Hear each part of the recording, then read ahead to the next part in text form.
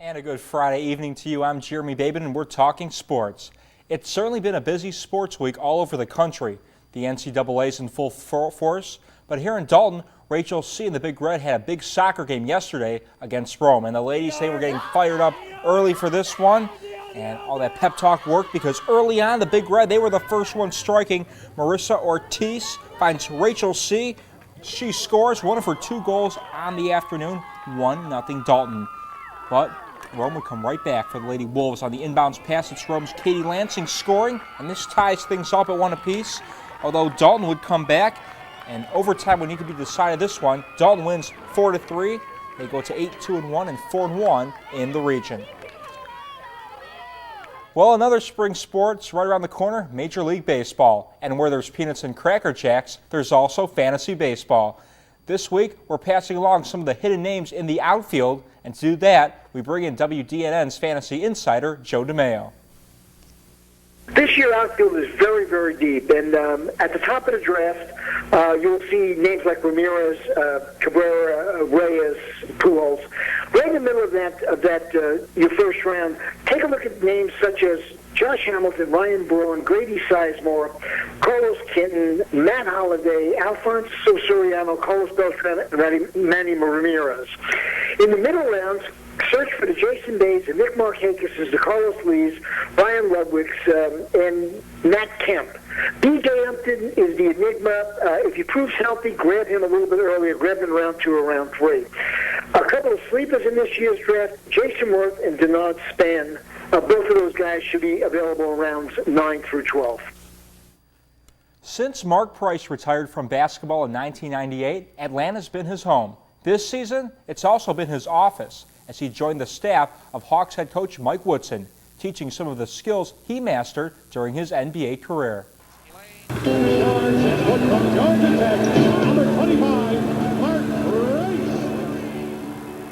He hasn't taken a shot in 11 years, but former first-team All-NBA player Mark Price has certainly found his range as a shooting consultant for the Atlanta Hawks. A perfect fit for the 4-time All-Star. It's obviously a very important part of the game. Got to make shots to win games, and so whether it be just regular shots or free throws or three-point shooting, just depending on what each individual kind of needs, I'm just here to kind of work with as many guys as I can to try to help improve. It keeps the people's confidence there, and you always go to him in any kind of situation. One of the best point guards, to play the game. So anything he has, any advice he has, you got to listen to. And the advice Price has passed on is stuff he learned growing up in a basketball family, where his father, Denny Price, was an assistant coach with the Phoenix Suns. It helped me tremendously. Obviously, I wasn't, the biggest guy in the world for a basketball player, so I had to have good skills, and having a dad as a coach obviously helped. I was around the game a lot growing up, and I was able to watch and learn and also get taught from my father. Mark is one of the best players that's ever played in our game, playing that point position, and one of the best shooters that's played in our game. So to have him on staff and be able to work with our players and my coaching staff is huge. But at one time, some basketball critics said the 6-foot guard was too short and slow to succeed at the NBA level. In fact, come draft day, Mark Price wasn't selected until the 2nd round.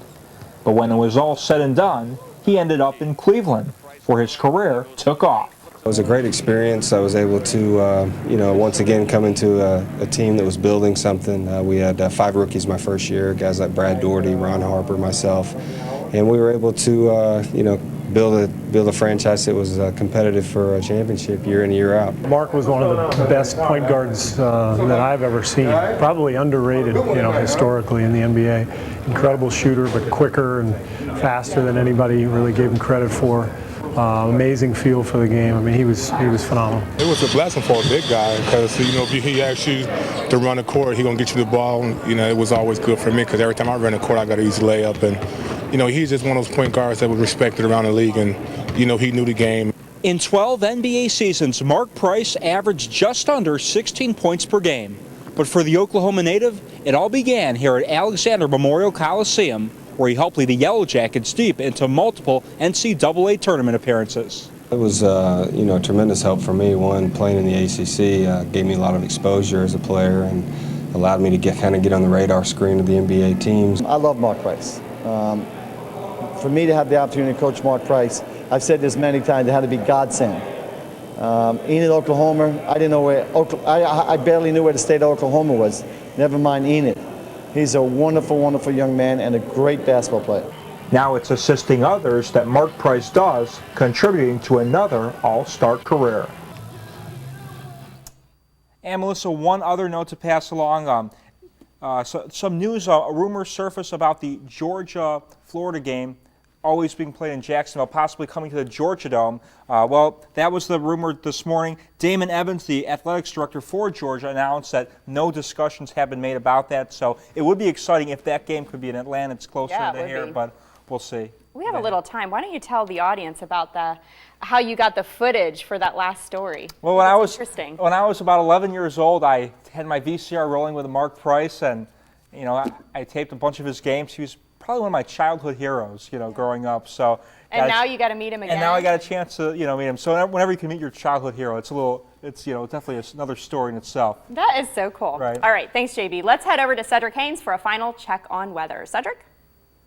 And JB, that's just what dreams are made of. That's just one of those life-touching moments right there.